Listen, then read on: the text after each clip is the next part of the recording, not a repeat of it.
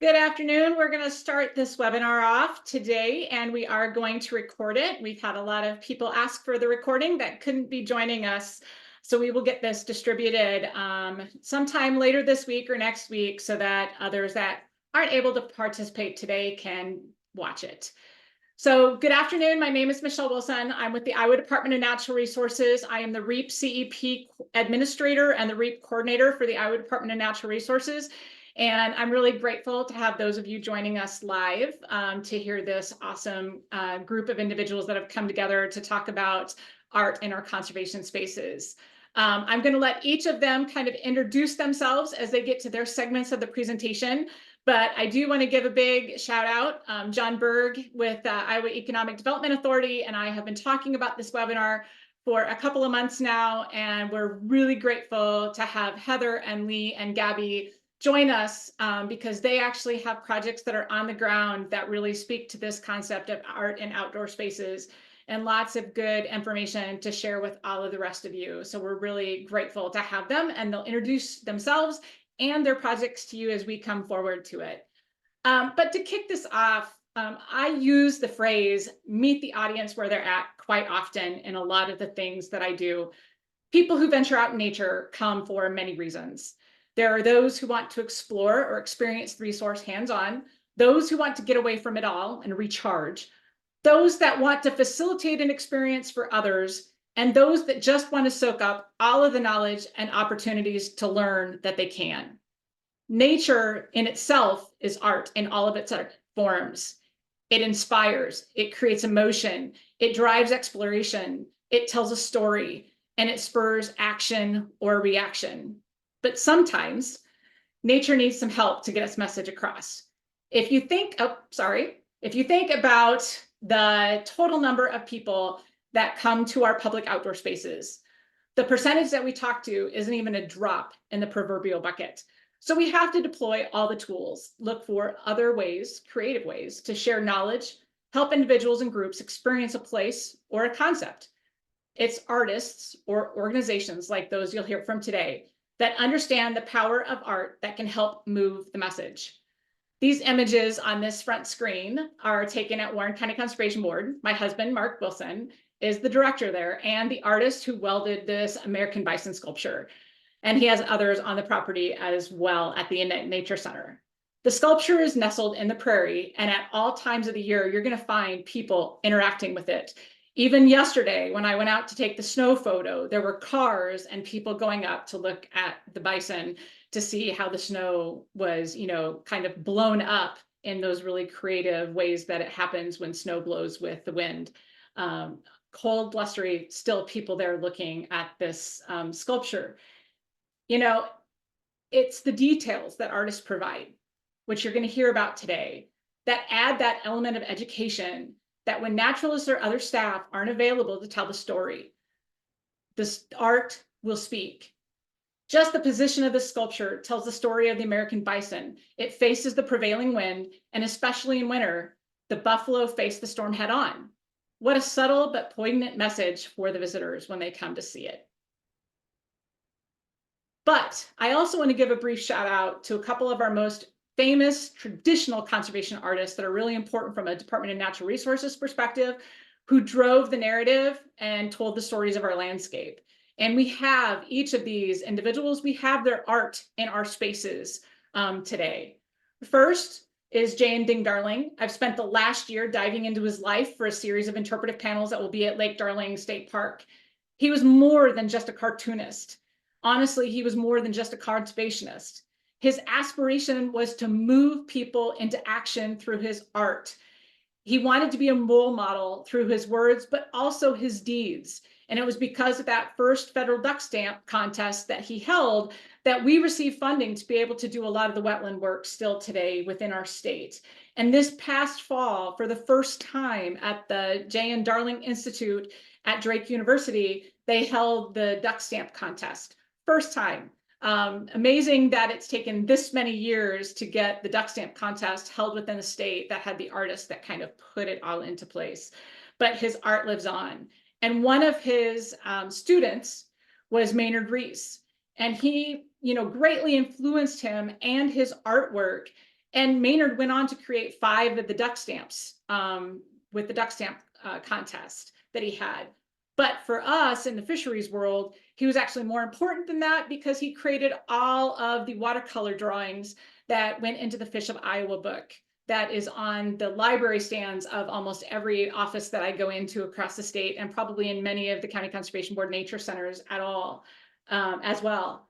You know, I had the privilege in 2015 through a REAP historic preservation grant to help restore some of these original fish prints, watercolors that were located down at the Rathbun State Hatchery, that now that we've done the restoration or over at the Historical Museum, because we can't keep them in that kind of pristine historic quality at the hatchery with all the water and all the moisture. So now they're located in a place that can be protected.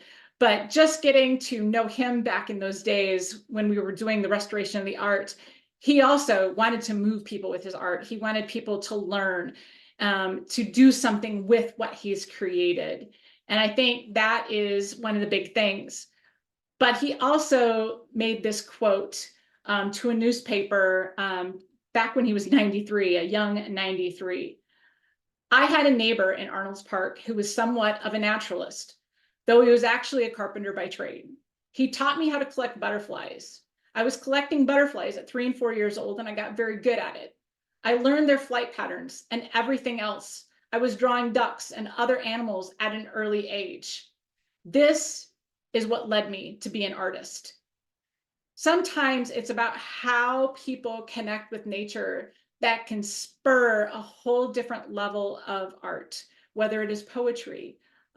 We've had REAP CEP grants come in to do great collections of storytelling and art and poetry and many other things. And I think that we hope that at the end of this webinar, maybe there are some ideas to carry forward different levels of art into your conservation spaces as well. So as we move forward, questions that you have, please put them in the Q&A or drop them in chat. The other panelists or myself will make sure we answer those questions. And if we don't get them answered during the session, we'll make sure that we get information out to everybody with follow-up answers to anything that you have. I do want to play one last video. One of the other really cool things that we do within the Department of Natural Resources is at Waubonsie State Park. It is an artist in residence program. It's in partnership with the Friends of Waubonsie as well as Golden Hills RC&D. So I'm going to play this video of some of the things that they have done at Waubonsie State Park.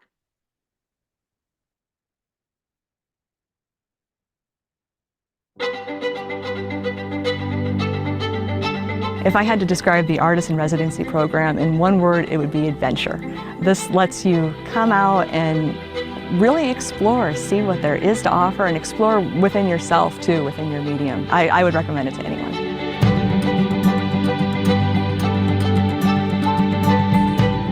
My experience here has definitely influenced me as an artist. When you're, in your daily life, the things that swim to the top of your consciousness aren't necessarily the things that you're most passionate about. They're the things that have to be addressed.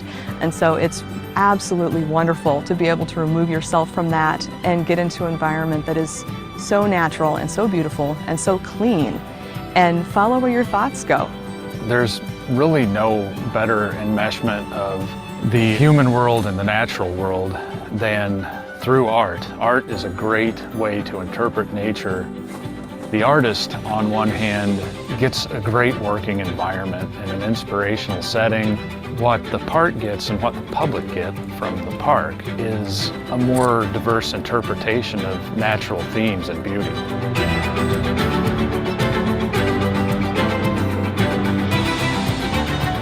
I am learning so much here. It's really great. A residency, it sets you free. I mean, it takes you away from your normal everyday activities and just lets you kind of dive in and follow your heart and follow your passions and learn about things as you go along. Like, for example, I took some photos of some mosses earlier this week that were just so interesting, and I was able to reach out to some resources locally and find out what those mosses actually were.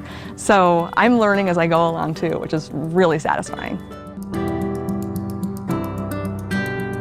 It's a really wonderful time to be here because the environment really promotes that kind of introspection and lets you just kind of be in a way that I think would be different if it was hustle and bustle and spring and bright and stuff. So it's cool. You know, in a short amount of time, we've seen a great diversity of artwork.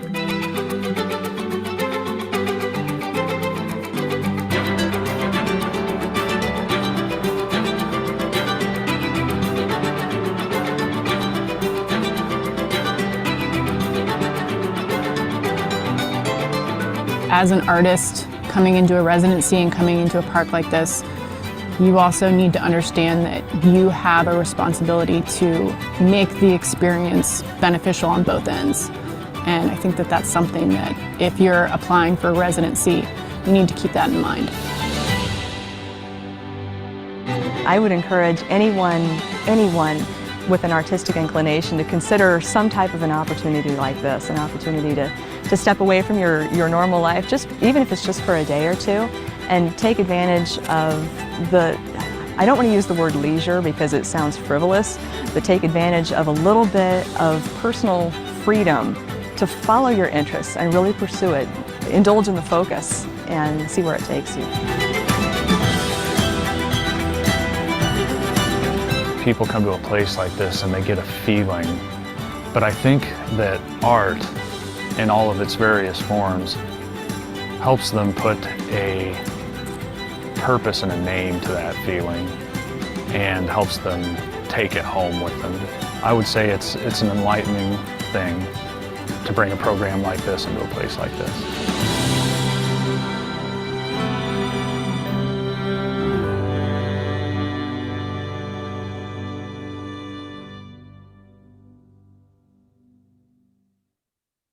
So they do have artists. They do have artists that are back out there in 2024. They took a hiatus in 2023, but they do have a number of other artists. You can see more about their work on Golden Hills RC&D's website. They have Waubonsie Artist in Residence program is where you can find out more information about how it's organized and past and current artists that are working on that. So with that, I will turn it next over to John. Thank you, Michelle. Really great to be here and excited to share some information with you all about the Iowa Arts Council. So I'm John Berg. I'm Creative Community Development and Infrastructure Program Manager for the Iowa Arts Council, and we're now part of Iowa Economic Development Authority. So just a little bit about our purpose and then a little bit about our goals, and we can quickly get on to talking about some of these different projects from around the state. The Iowa Arts Council's purpose is to ensure that every community in America receives the cultural, civic, economic, and educational benefits of the arts. Our mission is to empower Iowa to build, sustain, and culturally vibrant communities by cultivating creativity, learning, and participation in the arts. And our vision is that all Iowans have the opportunities to create, learn, and thrive through the arts. Next slide.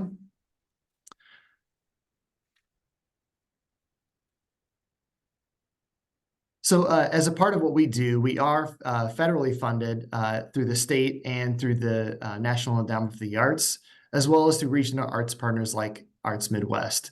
So we do this in partnership with several entities and also have partnerships with different organizations and groups throughout the state. Next slide.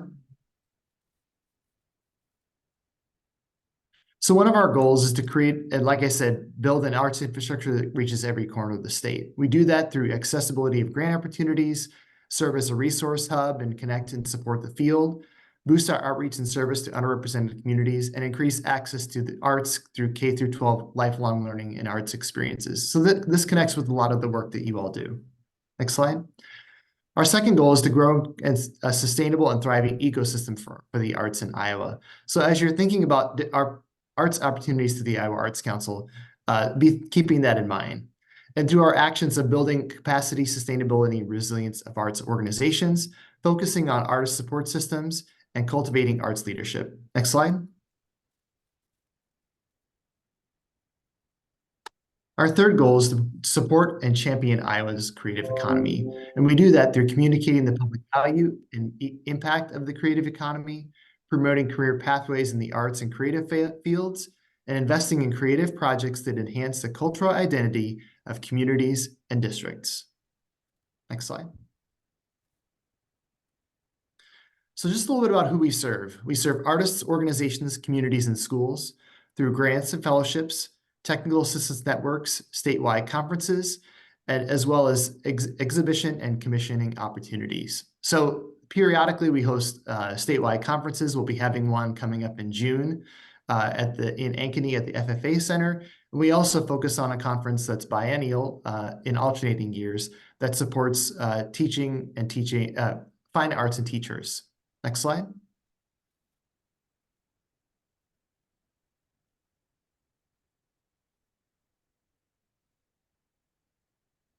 So a little bit about some of our grant programs that we offer, and more of this information is available on our website. But often we have a grant opportunity called the Arts Project Grant that prioritizes exceptional and intentional arts activities that involve collaboration and provide access to Iowans. So this grant request ranges between $2,500 to $10,000 with a 50% cash match. So these projects must be arts driven and really focus on arts and those collaborations. And we expect and look for overview, creation and presentations of artworks, arts experiences, and arts learning opportunities. And some of those eligible projects includes community events, exhibitions, festivals, performances, and workshops that, again, are arts driven. Next slide. So the project example that I like to point to is a nature center was looking to build out and construct a new interactive mural to enhance a new interpretive exhibits. They work with organizations and university instructors to design the final product and incorporated murals into the educational activities of the center. Those murals engage with visitors and students' field trips throughout their installation, and now build out and expand those exhibitions and installations within the visitor center. And they measured that by looking into the student field trip Q&A sessions and creative writing sessions that were a part of that installation, and also looked at visitor counts and educational programming that tied it together, both those installations and exhibitions within that nature center itself. So again, this was an arts-driven project that helped build out and expand what that nature center had to offer, and help them dive deeper into the programming and installations that were a part of that particular exhibit. Next slide. We get these requests and questions all the time about how do I find an artist or how do I post an opportunity? Well, I have great news. At the end of last year, we partnered with Iowa Arts Work to launch the Iowa Artist Directory, and that website is available on this slide. So if you're looking for an artist that is perhaps located in your region or county, that has an opportunity there to help locate an artist. And also, if you're wanting to post an opportunity for an artist to come into your community, respond to calls for public art or installation, you can do that through this opportunity as well. We do really want to focus on and encourage you to make sure that you're paying artists for their work, and that is a tool that can be used to do that and promote that opportunity. Next slide.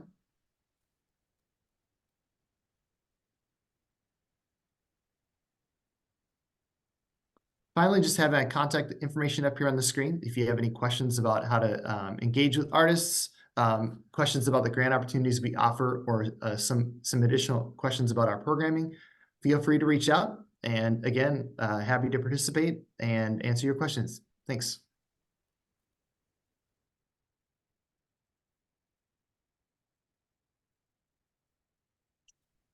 So next is me, and I'm very excited to take part in this webinar. My name is Heather Huke. I am the Conservation Education Manager for Cerro Gordo County Conservation. And part of my role up here, other than just doing the frontline interpretation and education programming, is growing the Nature Center that has been a part of the community since the early 80s. And I and the new director both kind of stumbled upon this idea at the same time as we were newer to our positions. And then we found out we had this passion for the arts. This picture is one that we're really excited just got installed earlier this year. It's a bronze fox sculpture that connects us to Mason City. Mason City is a very unique community that has really, I guess I want to say, taken arts and run with it. And one of the things that happens in town is a sculpture walk. There are sculptures that are on rotation annually that about half the sculptures get swapped out. So it's a constantly growing, changing draw for people who enjoy the arts and who enjoy sculptures. And we had the opportunity just this year to become a part of that. So even though our nature center is just outside of town, by incorporating this bronze sculpture just outside of our nature center, we're connected with the town. When people come from out of town to do the sculpture walk, they can see that there's one hidden out here as well. And it's been a very fun piece to interact with because it is so lifelike. It makes everybody double take, and it makes everybody start talking to each other. If there's complete strangers in the nature center, I hear them conversing about how the fox freaked them out. And it's just a very engaging piece that serves so many purposes. But this sculpture was not the first one at Lime Creek Nature Center. The first one is our beloved turtle. We are one of a few locations in Iowa that have endangered wood turtles at our park. And we had a display inside the Nature Center for quite some time discussing this important species.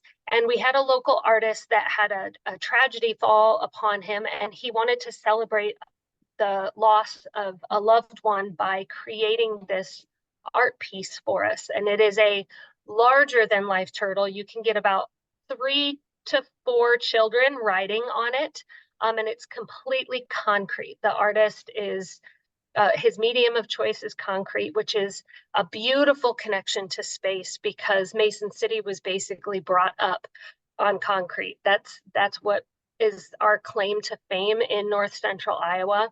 And so being able to have a piece of art that not only connects to the unique species that are found on site, but also the unique history of the site itself with all the limestone.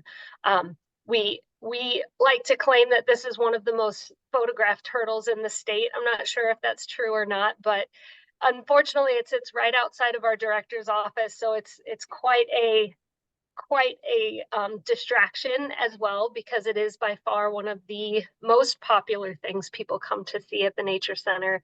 But then I love hearing when they come through the door, looking at the display right inside, going, oh, this is the turtle that's outside. So it's a connector inside as well.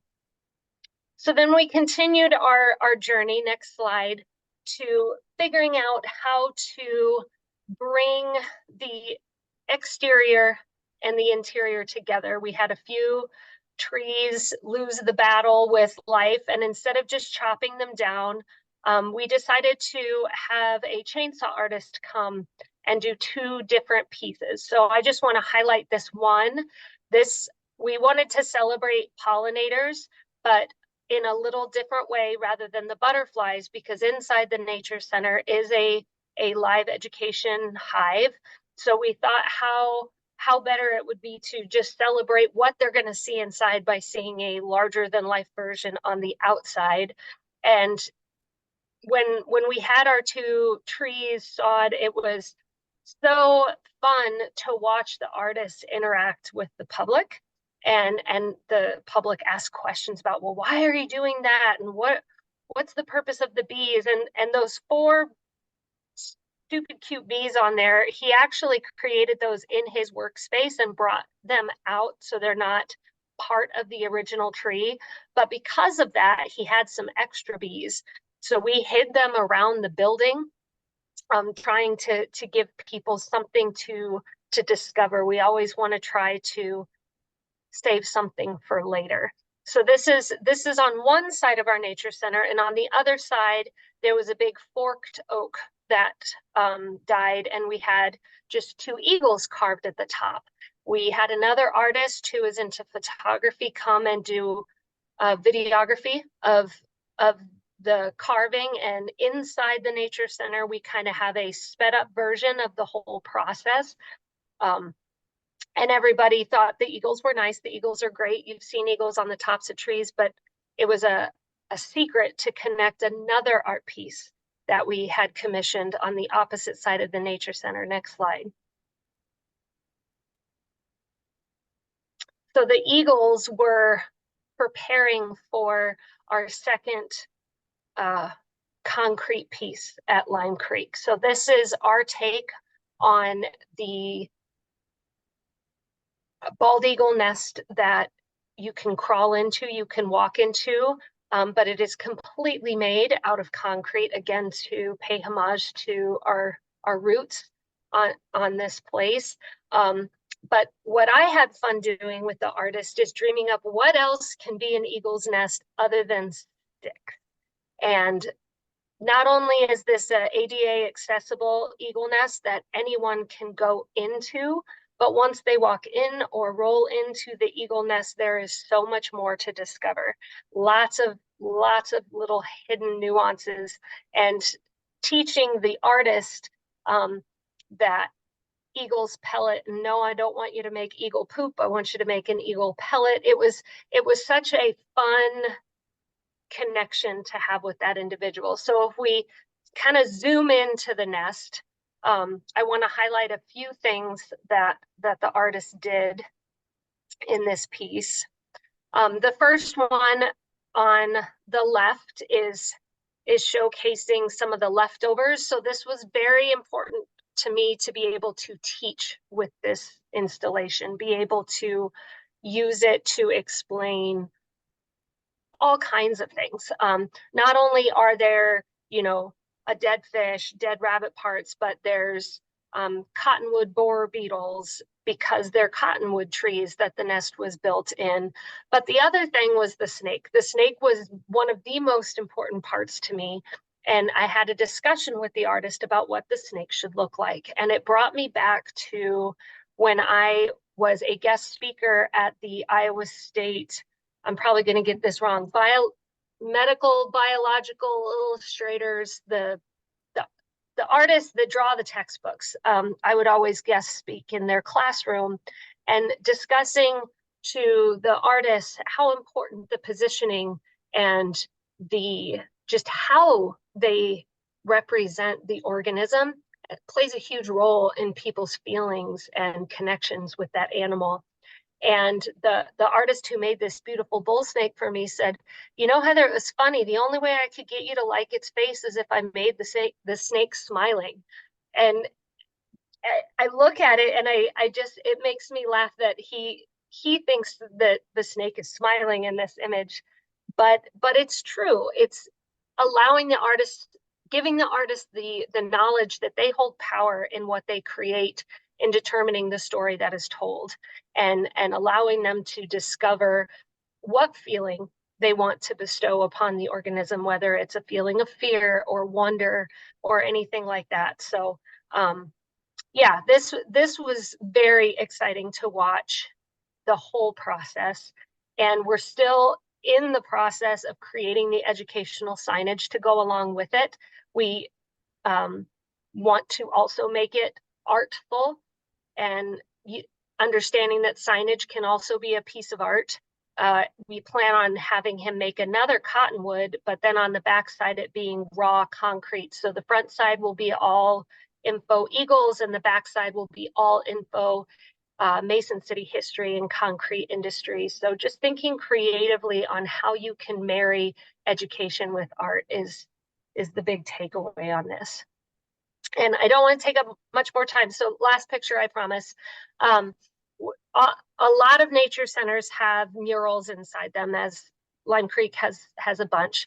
But the most recent one we had brought into Lime Creek was a way to make a mural interactive and a way to make something everlasting and able to grow. So this is my take on how big is your wingspan, but instead it's how big what size prairie plant are you? And my vision is this is a photo wall. It's like people are taking pictures of the turtle. I want them to take pictures on the inside too. And so on the side of this installation is that sign, Growing Up at Lime Creek Photo Wall.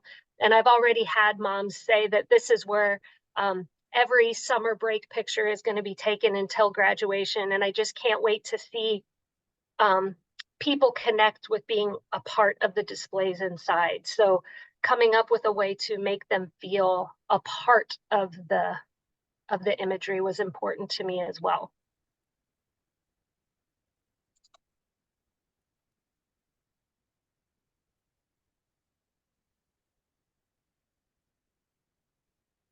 Lee, Good you're up. afternoon. Good afternoon. I'm Lee Sorensen. I'm the director for the Dickinson County Conservation Board. Great transition between Heather and talking about signage, because you'll see some of our photos. That is basically what we're going on, is artists with signage. So this piece here is actually, we're kind of off the main road, and our little brown signs just don't draw much attention to us.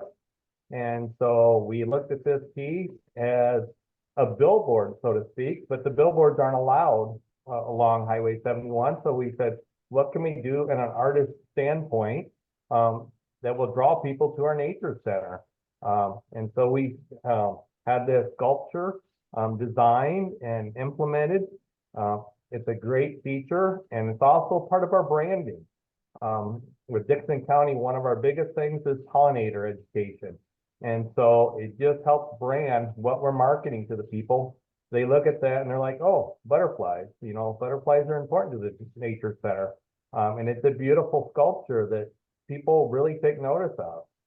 So go to the next one.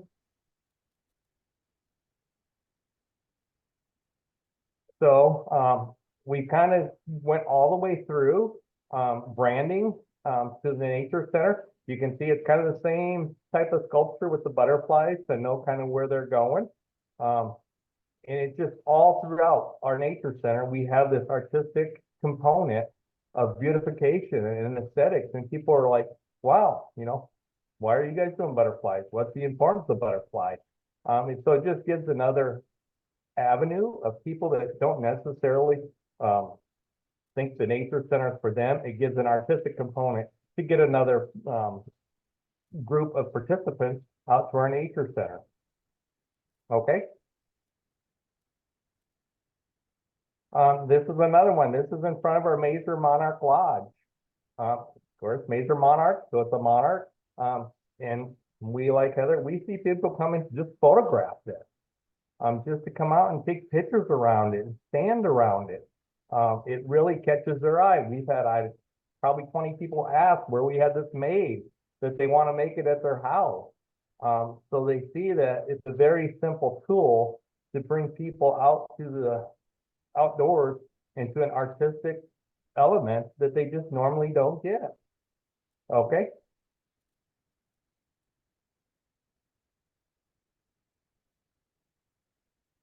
And so with our pollinators, we dedicate a room just to pollinators in our nature center. And some of these are the components that go along with this. We have a food truck that only serves food that is produced from pollinators. So it's a great interactive tool for the kids to go and start serving food. It's also a good thing to have them try to clean up after they're done. So a good lesson learned there. And a food cart. On the left, we have a model of the monarch's life cycle that people can see. We do raise butterflies during the summer, but in the off season, we want a model there to show people what the life of a monarch is. And so these models are really life realistic that people can see. And then our other monarchs are on the walls just to show people what they look like and how beautiful it is. So those are kind of our signage and our branding. Some of the other things that we've done, we're actually talking, we have the Pearson Art Center that we collaborate with a lot. We're actually talking about implementing the sculptures walkway, and we're looking county-wide, and we're looking at, do we spread them out or do we have pods for that rotating sculptures? So we're actually looking into that and have had several meetings, and we got a lot of people interested in it. And the rotation we think is wonderful, so people can go each year and see these different rotations of these sculptures.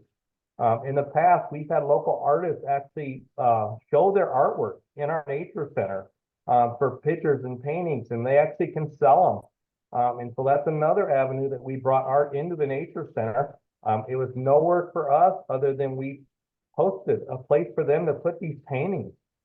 They had art openings where they would open to the public and public could come in and view their pictures. We also have a private section in our Nature Center that people can bring their artwork. Currently, we have wood carved ducks or birds in our area. It's all lock and key, but private people can demonstrate what their artwork is in our facility. We also do a photo contest where people take photos and submit them to us, and the staff all gathers around and votes on what's the best photos. And I tell you what, there's some very excellent amateur photographers out there that can make beautiful photos that I can't even imagine to make. And you know, bees that they're right up on them and you can see every little feather. And I mean, it's the hair and everything. We also do programs with recycled equipment from our recycling center where they make recycled art. So I think a lot of people don't realize how much art and nature go together. I mean, we really do hand in hand with art and conservation, and it's a fun way to people experience it and learn from the art. And I think that was my last picture. Yes, it was. Yes, it was, Lee. Moving on, Gabby. Hi, good afternoon, everybody. Thank you, Michelle, for hosting and John too. I know this was the brainchild between you two, and thanks to everyone who's in attendance.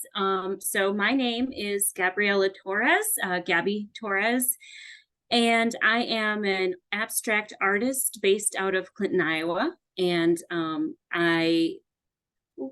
sorry, my dog just walked in the room. If you see an 80-pound golden doodle jump on my lap, that's my dog.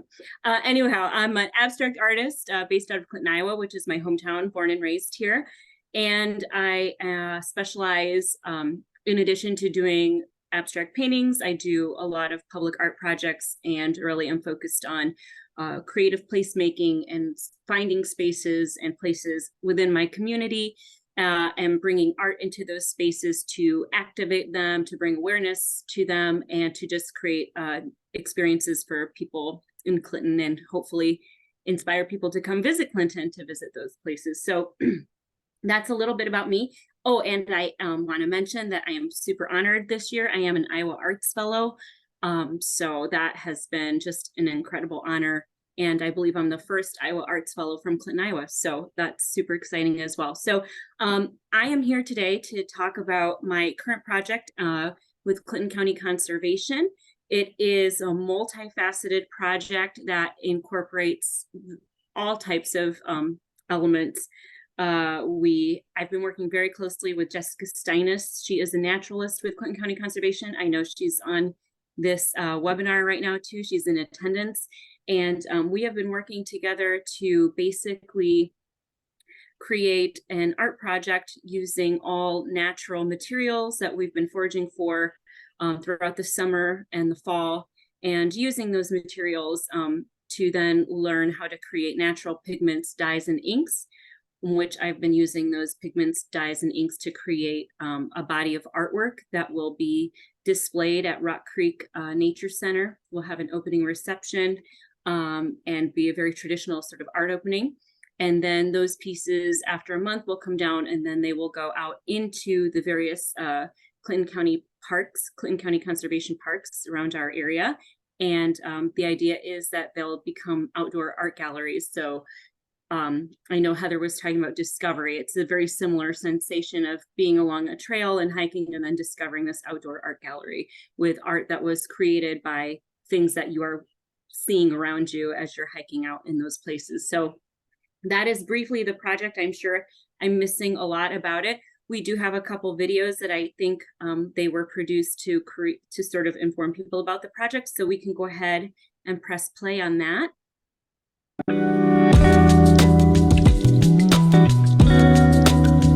Wildness to me is more than just an art project.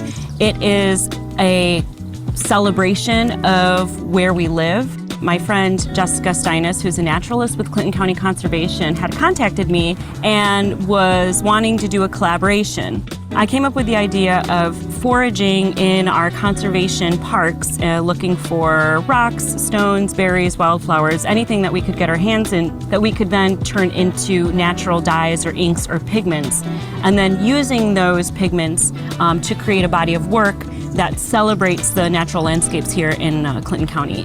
When she pitched the natural pigments, I was scared because it's an experiment. When I thought about that, I was like, yeah, why can't we do this? Techniques have been around, we've learned from them, we can make them more permanent and not toxic. I think it's a great coming back to where we belong. This is a challenge to me as an artist. Can I create the same kind of art at the same kind of level and the same kind of quality using natural dyes and pigments and inks that I make myself, produced in a sustainable and in an environmentally mindful way? And then Jessica can go and teach tons of people how to make their own pigments and dyes and raise awareness about things like putting plastics in our water and the effects that it has.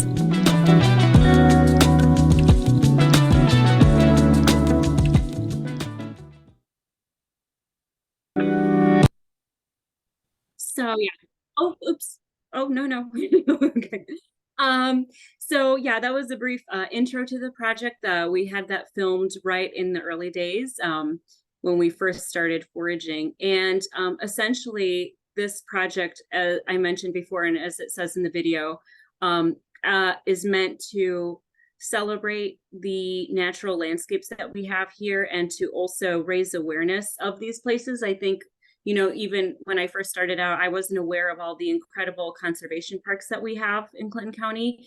And through working with Jessica and she's shown me all of these incredible places that have then formed the inspiration for the body of artwork that I'll be creating, which I hope in turn will get people, inspire people to go and visit those conservation parks and be more aware of our landscapes and of our natural resources that we have here and of the flora and the fauna. And I also hope that we get, you know, that through this art project, I can speak to a different audience that might not necessarily come to a nature center or go on a hike, but maybe the art will attract them to those places and to explore. And also maybe to just get people thinking how art and conservation can work together to really heighten the experience. We can go through the slides also, Michelle. I think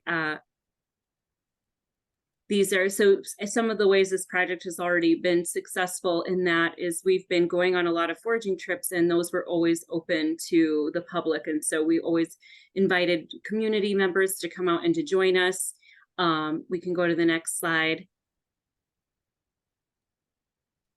And there's Jessica and I doing some more foraging. And next slide.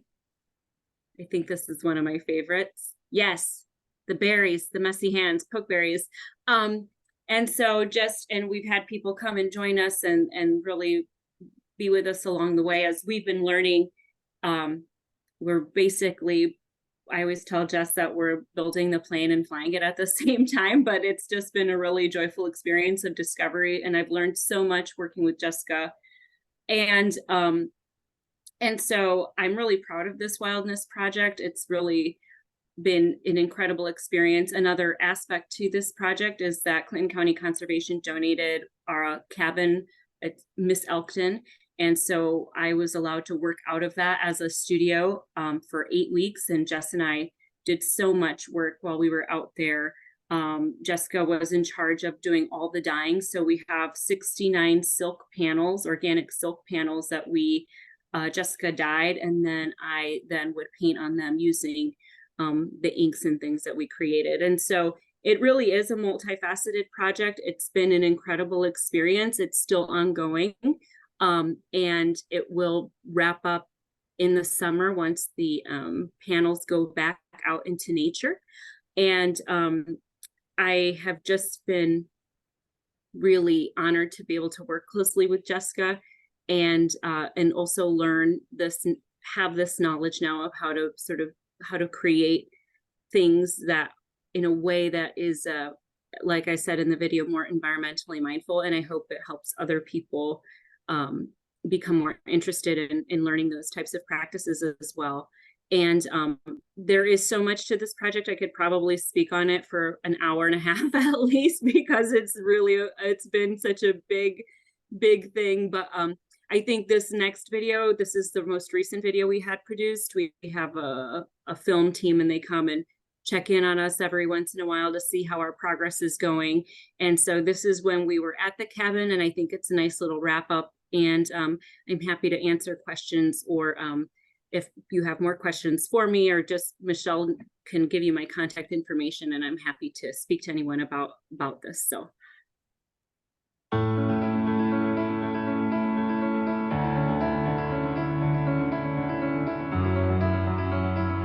I'm really excited for that moment when we open up that community room to the public and they walk in for the first time and see all of these panels just sort of suspended in the air that are made from all of these things that are just in your backyard. And I'm just excited to see that and see how people respond to it. And like with most of my paintings, like as soon as I started, I just sort of like got lost in the moment.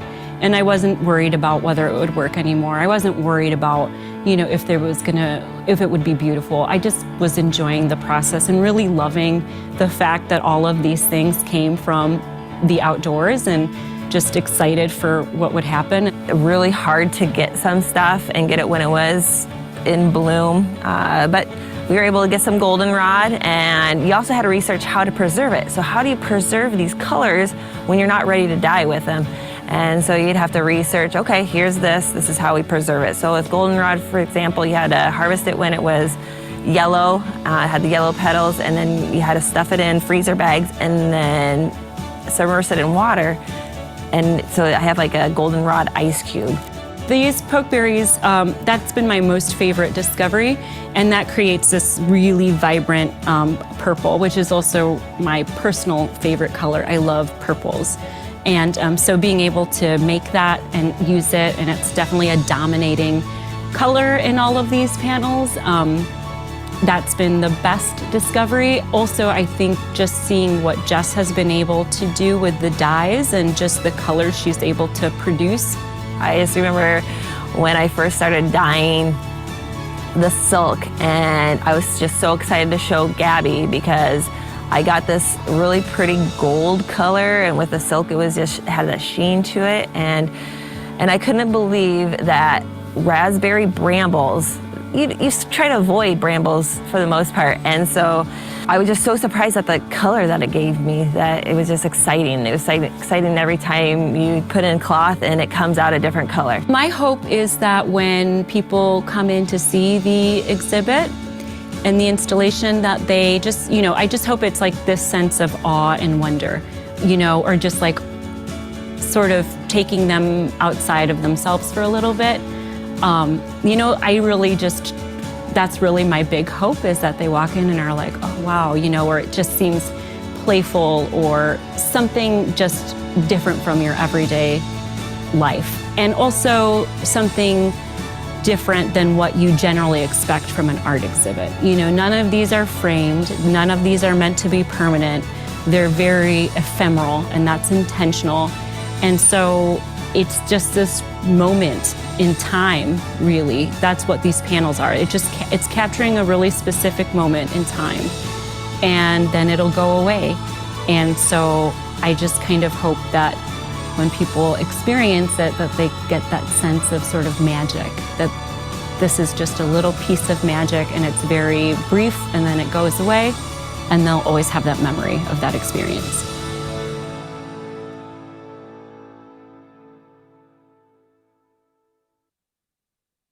Any last things, Gabby?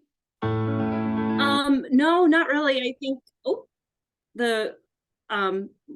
just again, I think the videos, I feel like do a good job of explaining, but again, I think really that my hopes for this project are that, or what's been happening through this project is that, firstly, just what I've learned from Jess and what Jess has learned in this experience, and also knowing that we're creating this, this outdoor art display that hasn't been done in our community, that will be really exciting and hopefully attract people to come to our town to visit and see the art, and then also experience other parts of Clinton. And also just knowing that now that this knowledge that Jess and I have worked together to learn, that now that can become part of Clinton County Conservation educational programming. And so that will live on. So it's not, even though the pieces themselves will not live forever and they're not meant to, it's really more the experience and the knowledge that is meant to be perpetuated. The panels and the paintings are more a vehicle of this, and it's really allowed us to get this kind of information so that now we can educate more people, and who then can educate more people on a lot of this lost art of creating from nature. So so that's what I'd like to end on, and that it's been incredible. And thank you, Jessica. You are a rock star, and I could not do this without you. You really are so amazing. So thank you. And thank you also to the REAP. I know you're going to go into this, but we were funded by the CEP funding, and that has been instrumental in really allowing us to go big and to have the kind of reach we can have with this. So thank you again. Yeah, and I do have a question, and for anybody else who has some additional questions, whether it's for Heather or Lee or John or Gabby, please put them in the Q&A. I do have a question in there that you may want to look at, Gabby, and I'll turn it over to you to answer in just a minute. But Gabby did receive last year in December, about a year ago, some REAP CEP funds. And so I'm the grant administrator for a REAP Conservation Education Program. And that's also one of the reasons why I wanted to team up with John for this webinar. He kind of gave you some grants at the beginning of the webinar. Here's another grant opportunity at the end, because we do have funds, especially when you put that educational connection. And I think that's the great thing that you've heard from all three, from Heather and Lee and Gabby, that there's a big educational component that goes along with the art, either subtly or very in your face, with different kinds of avenues that you take. And so just note that we have 2 grant rounds for REAP CEP in a calendar year, May 15th and November 1st. I'm always looking for great projects. And you've got a little maybe inspiration from hearing from Gabby today, knowing that she got some grant funding to help us move forward. But I think there's more of that out there where we can tie this, because putting art into what we do reaches every age that you can possibly imagine. And, I do a lot of the outdoor recreation planning for the Department of Natural Resources too. And, what a wonderful way to get older Iowans that mark their favorite passion any longer is driving for pleasure. If we can get them to drive for pleasure and be able to easily walk out and look at installations and get into your nature centers and get more active, I'd rather them do that than be in their cars. And those things might draw even those older Iowans out to come visit our spaces and interact with those and bring their friends along with them. So I'm always looking for great opportunities to get more engagement with all levels and all ages of Iowa. So I'll turn, Gabby, do you see that question that Julia had in there? Yeah, I do. It's an awesome question. So yes, for the indoor exhibit, so essentially just a little brief description. So we have these 69 panels, and they will be suspended across our community room in Rock Creek, and they'll just be suspended from fishing lines. So it looks like they're just kind of floating there, and you'll be able to walk through them. It's really important to me for my art exhibits. I just want people to have really intimate experiences with art, and that there's not so much a distinction of like art is this elevated thing and you're below it. I'd rather it be more intimate and immediate, and you're part of the art and you can really touch it. So that being said, in the indoor art display, Jess and I we've kept, I have so many like twigs and flowers. I have so much stuff from collecting with Jess. So that will be part of it. So we're going to have tables laid out and have showed the different types of flowers and what things that we've collected.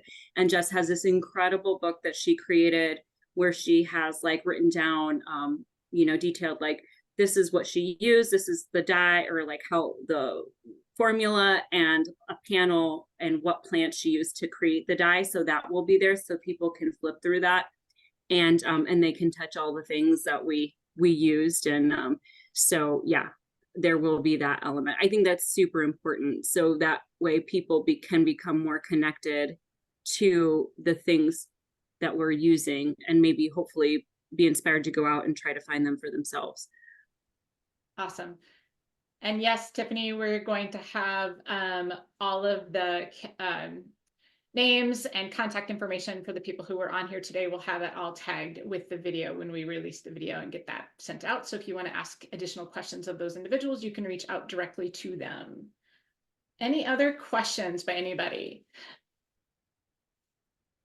I do want to note, these were only 3 county conservation boards that we had presenting today with John and I with this webinar. Note that there is lots of art that I have seen out there in County Conservation Board and City Parks and Recs across the state of Iowa that are just really cool and really inspirational. I saw one at Jones County Conservation Board this last summer that was just a great aha and was just absolute wonderful piece. And so, you know, I encourage everybody to maybe peel back some layers, because as you visit places, you may be shocked at what kind of art you may find that exists out there, or gives you inspiration, even if it's in a city park, or if it's at a different outdoor space, it may give you rise to how can I recreate that at my place. So there's also really cool art in many other forms that I have seen. We picked 3 this time to talk about. Maybe we should do this again and get 3 other ones up here to talk about theirs, because there's lots that's out there. John, do you have any last things? Oh, sorry, Gabby, go ahead. No, John can go ahead. I just one parting. So as an artist, I'm the only person here who is not affiliated perhaps with like an organization. I'm just an artist. But what I do want to say is that as an artist, you know, a lot of the art, I know for me personally as an artist, but I know it's the story of so many artists, is that I started making art because of my love for the natural world. It really was the inspiration for why I started painting, because I love where I live. I love Clinton, Iowa. I love these landscapes. I'm always outdoors. And it was my way to celebrate this place that I deeply, deeply love. And so art has given me this path towards where I can express that in a way that reaches other people. And that is the story of so many artists all over. So really, the partnership between artists and conservation, it's not a big leap. There are artists in every single community who love their community and who would love to celebrate that and work with all of your organizations to highlight those things and to be able to bring more attention to your spaces. So I encourage you to find, I was out, well, Jess and I are friends, and she reached out to me, and I also am like not afraid to go and be like, I have a crazy idea, would you like to join me? You know, so however, there's artists in every community, and I know that there are at least, you know, there's a good percentage of whatever artists are in your community that started art because they love nature. So I think that is a partnership that can only strengthen a town and a place. So anyway, that's all I want. That was my parting words. Wonderful parting words. John, any last thoughts or ideas that you have for the group for our time? Heather, were you going to say something? You were unmuted. Oh, Gabby, I love hearing how you talk, and for all of the educators that are a part of this webinar, there are so many similarities between artists and interpreters. I mean, it's pouring fertilizer on your passion. So making these connections, reaching out and facilitating these collaborations is just going to bring more goodness. Like, I love listening to how Gabby spoke about her interactions with both Jess and the parks. Everybody should have that excitement. Thank you, John. Great to participate, and reach out if you have any project ideas to us. We'd love to hear about them. And great, heartwarming activities and conversation for such a cold week. Perfect. Thanks. Lee, any last parting thoughts? I just, like I said, art and nature, they go hand in hand. And I think if we can all realize that, it can enhance both sides of it. Perfect. Thank you, everybody. We appreciate your time today. We'll get the recording out and distribute it as broadly as we can. So if you want to rewatch a segment of it, you'll be able to do so. Enjoy the rest of your day. Stay warm. Thank you, everybody.